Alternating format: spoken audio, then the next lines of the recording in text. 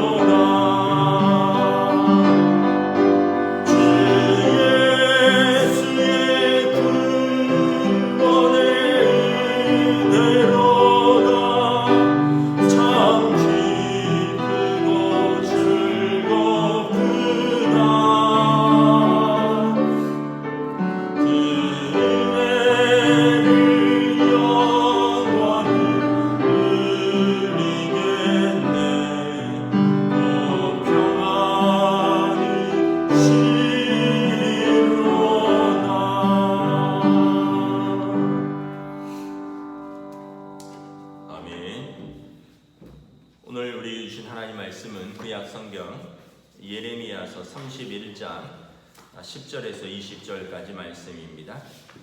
구약성경 예레미야서 31장 10절에서 20절까지 말씀입니다. 다 찾으신 줄 알고 저와 여러분들이 한 절씩 교도하도록 하겠습니다. 예레미야서 31장 10절에서 20절까지 말씀입니다. 이방들이여 너희는 여호와의 말씀을 듣고 먼 섬에 전파하여 이르기를 이스라엘을 흩으신 자가 그를 모으시고 목자가 그 양떼에게 행함같이 그를 지키시리로다. 여호와께서 야곱을 구원하시되 그들보다 강한 자의 손에서 속량하셨으니 그들이 와서 시온의 높은 곳에서 찬송하며 여호와의 복 곧 곡식과 새 포도주와 기름과 어린 양의 떼와 소의 떼를 얻고 크게 기뻐하리라. 그 심령은 물된 동산 같겠고 다시는 근심이 없으리로다 할지어다. 그때 처녀는 춤추며 즐거워하겠고 청년과 노인은 함께 즐거워하리니 내가 그들의 슬픔을 돌려서 즐겁게 하며 그들을 위로하여 그들의 근심으로부터 기쁨을 얻게 할 것임이라. 내가 기름으로 제사장들의 마음을 흡족하게 하며 내 복으로 내 백성을 만족하게 하리라. 여호와의 말씀이니라. 여호와께서 이와 같이 말씀하시니라. 라마에서 슬퍼하며 통곡하는 소리가 들리니 라헬이 그 자식 때문에 애통하는 것이라. 그가 자식이 없어져서 위로받기를 거절하는도다. 여호와께서 이와 같이 말씀하시니라. 내 울음소리와 내 눈물을 멈춰라. 내 일에 삭슬 받을 것인즉 그들이 그의 대적의 땅에서 돌아오리라. 여호와의 말씀이니라. 너의 장래에 소망이 있을 것이라. 너의 자녀가 자기들의 지경으로 돌아오리라. 여호와의 말씀이니라. 에브라임이 스스로 탄식함을 내가 분명히 들었노니 주께서 나를 징벌하심에 멍에에 익숙하지 못한 송아지 같은 내가 징벌을 받았나이다. 주는 나의 하나님 여호와이시니 나를 이끌어 돌이키소서. 그리하시면 내가 돌아오겠나이다.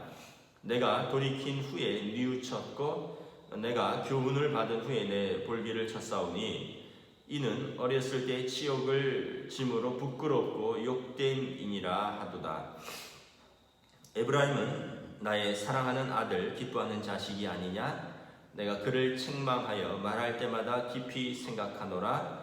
그러므로 그를 위하여 내 창자가 들끓으니 내가 반드시 그를 불쌍히 여기리라. 여호와의 말씀이니라. 아멘.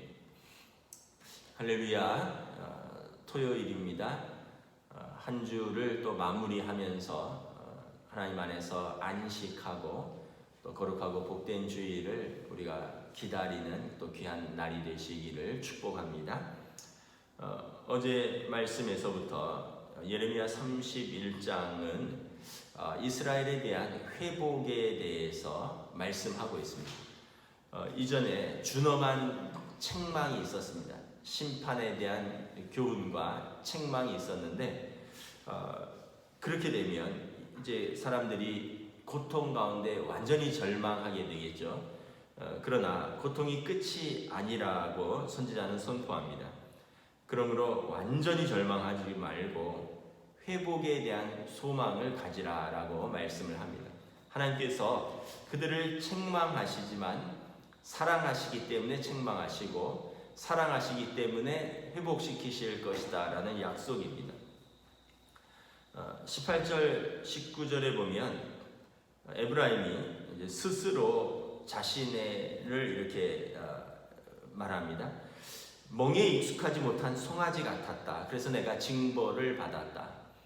여러분, 멍에는 소가 일을 할 수 있도록 목에다 씌우는 것인데 어린 송아지는 멍에가 익숙하지 않죠. 그래서 아마 멍에를 치지 않으려고 몸부림을 치거나 도망가거나 때로는 농부에게 뒷발질을 할 것입니다. 그럴 때 사도 바울은 뭐라고 합니까? 가시채로 맞았다 이런 표현을 쓰죠. 아마 목동이 몽둥이를 꺾어서 그 멍에를 잘 매지 않는 송아지를 이게 때로는 좀 때리죠. 멍에를 잘 매고 순종할 수 있도록. 그런데 사도 바울이 자기가 되었었다라고 사도행전에 보면 고백을 합니다. 내가 이전에는 하나님에 대해서 오해했고 예수 그리스도에 대해서 무지했고 교회에 대해서 핍박하는 것, 이것이 내 의로운 삶인 줄 알고 열심인 줄 알았다. 그런데 예수님을 만나면서 이제 밝은 정오의 햇빛보다 더 밝은 빛 가운데 그가 눈이 멀고 소리를 듣고 땅에 쓰러졌죠. 그러면서 사도 바울이 총독 벨릭스와 베스도 그리고 헤롯 아그리파 왕 앞에서 재판을 받을 때 이 광경을 이렇게 진술합니다. 왜 소가 뒷발질하다가 가시채를 맞듯이 바울아 너가 왜 그러느냐. 그래서 내가 예수님을 만나면서 완전히 삶이 바뀌었다. 이런 고백을 합니다. 지금 이런 표현입니다. 에브라임이 멍에 익숙하지 못하다. 그러니까 자기가 철없는 송아지 같았다는 것입니다. 농부의 멍에를 짖지 아니하고 뒷발질하고 도망다니고 반항하다가 지금 가시채로 징벌을 받은 것입니다. 그러나 내가 돌이켰고 뉘우쳤고 그리고 내가 어렸을 때의 그 치욕을 이제 내가 짐으로 다시 부끄러움을 당하지 아니하리라. 이런 깨달음이 있었고, 그리고 그때 하나님께서 그들을 회복시키실 것이다. 깨닫고 나서 자기의 그 어떤 수치를 그들이 깨닫고 나서 다시 목자이신 여호와께로 돌아올 때 하나님께서 그들을 회복시키시고 또 그들에게 소망을 주실 것이다. 회복에 대한 약속이 없다면 소망이 없으니까 절망하고 말겠죠. 회복에 대한 의지가, 삶에 대한 의지가 없겠죠. 그러나 고통 중에서도 이 고통이 끝이 아니라는 것, 고통은 지나가는 것이라는 것, 그리고 이 고통을 인내하고 너희가 돌이키면 다시 회복이 있고 다시 소망이 있다는 것을 말씀을 하는 것입니다. 그래서 10절, 11절에 보면 하나님께서 그들을 흩으셨습니다. 아까 말씀드린 것처럼 목자가 양떼가 하도 말을 안 들었으니 그를 어떻게 보면 도망간 양떼도 있고 흩은 양떼도 있지만 하나님께서 목자가 그 양을 다시 모으실 것입니다. 11절에 보면 야곱을 구원하시되 강한 자의 손에서 속량하실 것입니다. 바벨론이 강한 자죠. 강한 자의 적의 손에로부터 하나님께서 직접 구원하실 것입니다. 이제 그 예루살렘에 다시 그들이 기뻐하는 소리가 들릴 것입니다. 12절에 보면 시온의 높은 곳, 시온은 예루살렘에 있는 하나님이 임재하신다는 산입니다. 그곳에서 여호와의 복을 사람들이 노래할 것입니다. 새 포도주와 기름과 어린 양의 떼와 소의 떼를 얻고 크게 기뻐하리라. 심령은 물된 동산 같겠고 다시는 근심이 없으리로다 할지어다. 13절에 그때 처녀는 춤추며 즐거워하겠고 청년과 노인은 함께 즐거워하리니 내가 그들의 슬픔을 돌려서 즐겁게 하며 그들을 위로하며 그들의 근심으로부터 기쁨을 얻게 할 것이라. 내가 기름으로 제사장들의 마음을 흡족하게 하며 내 복으로 내 백성을 만족하게 하리라. 여호와의 말씀이니라. 그들이 대적의 손에서 지금은 노예로 있고 고통당하지만 그들이 다시 하나님이 그들을 부르실 것입니다. 그들은 일상을 회복할 것입니다. 소떼와 양떼를 얻고 또 농사를 짓고 포도주와 감람나무의 열매의 기름을 얻을 것입니다. 심령에 근심이 없고 즐거워할 것입니다. 청년들, 처녀들, 노인들이 즐거워할 것입니다. 노인들은 전쟁 때문에 자녀를 잃지 않아서 즐거워할 것입니다. 청년들은 전쟁에서 나가서 목숨을 잃지 않고 또 가정을 지킬 수 있으니 즐거워할 것입니다. 처녀들은 이제 결혼에 대한 소망을 얻을 수 있고 사랑하는 남자들을 잃지 않으리라는 그 소망 때문에 그래서 모든 근심, 슬픔이 변하여 근심이 되었습니다. 제사장들은 다시 예배가 회복되어서 그들이 기름을 하나님 앞에 올려드리고 그들이 제사장들의 몫에 기름을 얻을 것입니다. 하나님의 백성들은 하나님이 주시는 복으로 만족하게 될 것입니다. 그 심령이 근심이 없어지고 물된 동산 같을 것입니다. 15절, 16절에 보면 그들의 과거의 상태와 현재의 상태를 이렇게 설명합니다. 여호와께서 이같이 말씀하시니라. 라마에서 슬퍼하며 통곡하는 소리가 들리니 라헬이 그 자식 때문에 애곡하는 것이라. 그의 자식이 없어져서 위로받기를 거절하였도다. 라마는 라헬의 그 아들 베냐민 지파의 땅입니다. 그곳에서 자녀가 없어서 괴로워하던 라헬의 울음소리가 들렸다는 것입니다. 야곱에게 4명의 부인이 있었습니다. 2명의 부인은 정실이고 2명은 첩이죠. 레아가 있었고 라헬이 있었고 뭐 비라 실바가 있었는데 그 중에 제일 사랑하는 아내는 라헬이었습니다. 라헬을 얻기 위해서 어떻게 보면 다른 여인들도 얻게 된 것이죠. 그런데 고민이 있었습니다. 그 가정에 가장 사랑하는 아내에게서 아이가 태어나지 않는 거예요.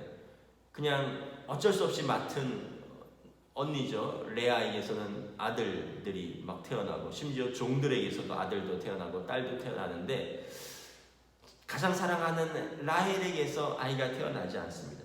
과거에는 아이가 태어난다는 것은 그 부친의 상속에 대한 확신이고 또한 노동력이라든가 어떤 여러 가지 면에서 자녀가 힘이었습니다. 근데 라헬이 이 아들이 태어나지 않으니까 자녀가 태어나지 않으니까 얼마나 고통스러웠겠습니까? 그래서 그가 애곡하였고 자식이 없으므로 다른 어떤 것도 위로가 되지 않았다는 것입니다. 그러나 지금 이스라엘의 상태가 이와 같다는 것입니다. 소망이 없는 상태고 다른 것들은 별로 위로가 되지 않는 상태라는 것입니다. 그러나 하나님께서 그들에게 이제 소망을 주십니다. 16절에 여호와께서 이와 같이 말씀하시니라. 내 울음소리와 내 눈물을 멈추어라. 내일에 삭슬 받을 것인즉 그들이 그들의 대적의 땅에서 돌아오리라. 여호와의 말씀이니라. 17절에 너의 장래에 소망이 있을 것이라. 여러분 어떤 사람에게 소망이 있습니까? 라헬같이 자녀가 없던 자에게는 아이가 생길 것이다 라는 그런 약속이죠. 또는 어떤 면에서 보면 아이가 잉태되었을 때 가장 지금까지 고통스러웠던 것, 지금까지 슬픔은 완전히 잊어버리는 것입니다. 물론 이제 아이를 출산했을 때 그 소망은 현실이 되는 것입니다. 여러분 내 눈물을 멈춰라. 내 울음소리를 멈춰라. 내일에 삭슬 받을 것이다. 16절. 삭스는 무엇입니까? 일한 것에 대한 정당한 대가입니다. 여러분 이스라엘이 노예로 끌려가서 일한 것에 대한 정당한 대가를 받지 못합니다. 노예가 어찌 삭스를 기대할 수 있겠습니까? 일을 시키면 해야 되고 제대로 못하면 맞아야 되고 삭스를 기대하고 일을 할 수 없는 형편입니다. 그러나 이제 그들이 회복되어서 이제 그들은 자유로운 신분이 되었고 일한 것에 대한 정당한 삭스를 받을 것입니다. 여러분 일한 것에 대해 정당한 삭스를 받는다는 것이, 정당한 임금을 받는다는 것이 얼마나 큰 행복이겠습니까? 어제 뉴스 인터뷰를 보았습니다.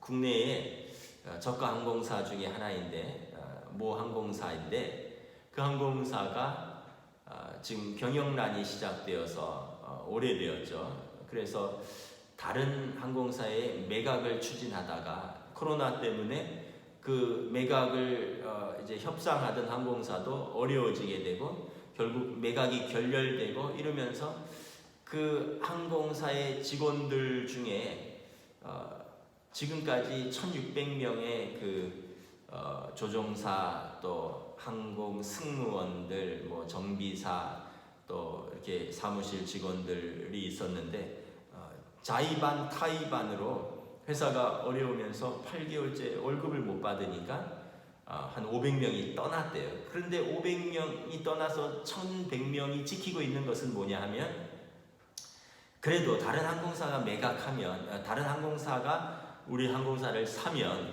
그래도 다시 일을 할 수 있지 않겠느냐.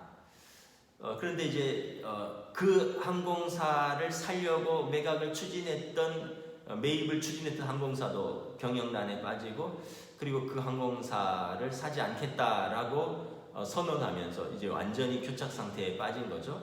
결국은 이제 채권단이 은행이 되겠죠. 강력한 구조 조정으로 해서 이제 그 어떻게 보면 그 인원을 최소화해서 매각하려고 할 텐데 이 1,100명이 남아 있는데 그 중에 500명이 어젠가 그저께 이메일로 해고 통보를 받았다는 거죠. 그러니까 500에서 600명 최소한을 남기고 이제 다 해고가 되는 겁니다. 그러니까 1600명이 1년 전까지만 해도 비행기를 타고 비행기를 몰고 또 손님을 이제 어떻게 보면 응대하고 이러면서 그 자부심을 갖고 살았는데 여러분 뭐 예전부터 지금도 그렇지만 뭐 지금은 예전만큼은 아니지만 여러분 항공사 직원들의 그 멋진 제복을 입고 또 가방을 끌고 공항에 탁 지나가면 한 번씩 쳐다보잖아요. 아, 저분이 파일럿이구나. 아, 저분들이 캐빈이구나. 그러면서 얼마나 또 이렇게 젊은 사람들이 선망하는 직업입니까? 전 세계를 누비든. 그런데 이분들이 갑자기 이제 8개월 동안 월급을 못 받으면서 500명은 자의반 타의반 나갔고 1100명이 남아서 매각을 기다리다가 100명은 희망퇴직하고 500명이 또 해고당하고 이제 남은 사람들이 500명인데 얼마나 기가 막힌 현실이라는 거예요. 그러면서 이제 그 기장이 인터뷰를 하는데 동료들이 어떻게 지내느냐 했더니 지금 비행기를 서빙하던 스튜어디스들이 식당에서 서빙을 한다는 겁니다. 비행기를 몰던 기장들이 그 손으로 대리기사 남의 승용차를 핸들을 잡는다는 것입니다. 여러분 오해는 하지 마시고 식당에서 일하고 대리기사하고 이런 제가 어떤 직업의 귀천을 얘기하거나 어떤 직업들이 더 뭐 소중하고 어떤 직업들은 하찮다 이걸 이야기하는 것이 아닙니다. 자기가 꿈을 가지고 있었던 직업, 자기의 전문성을 가지고 있었던 사람들이 그 전문성을 그리고 자기의 꿈을 잃어버리고 어쩔 수 없이 살기 위해서 다른 일을 해야 할 때 그 절망감을 이야기하는 것입니다. 비행기 조종사가 비행기 핸들을 못 잡고 대리운전 남의 승용차의 운전대를 잡을 때 여러분 얼마나 마음이 서글프겠습니까?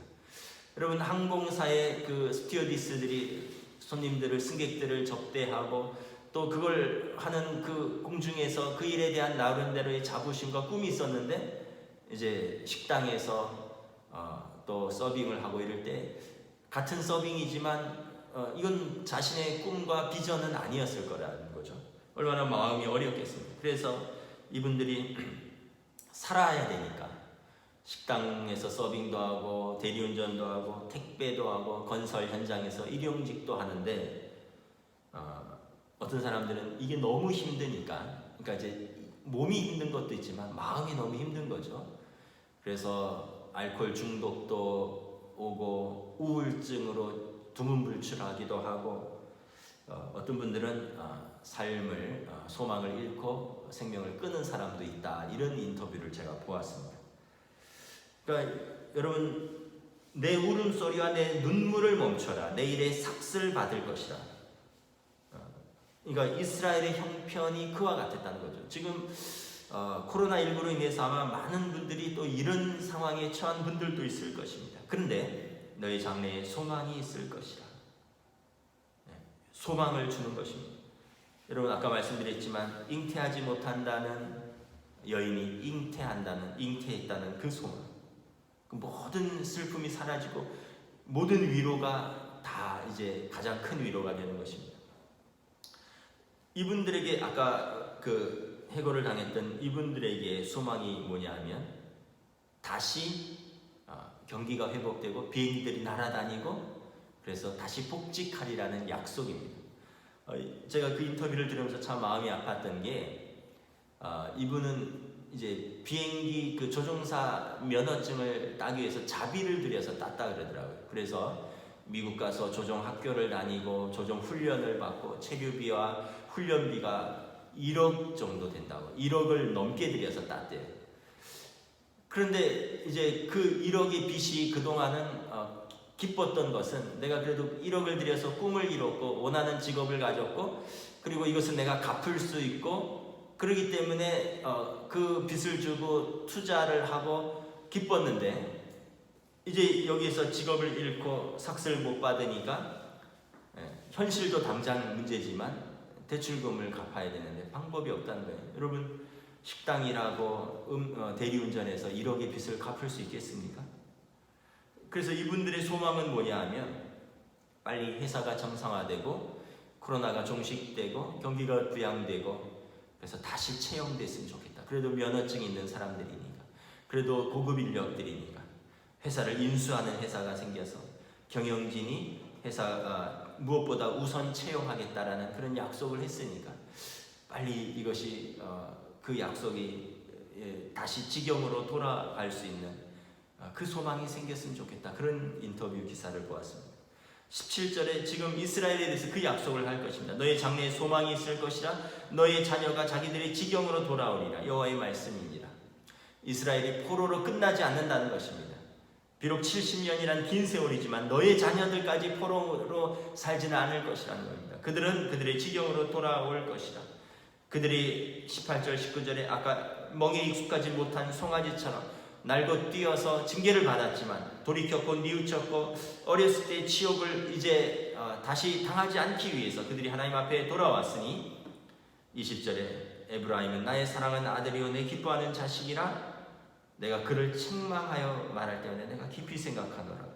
내가 그를 위하여 창자가 들끓으니 내가 반드시 그를 불쌍히 여기리라. 여호와의 말씀이니라. 20절의 말씀은 하나님의 심정을 말씀하는 것입니다.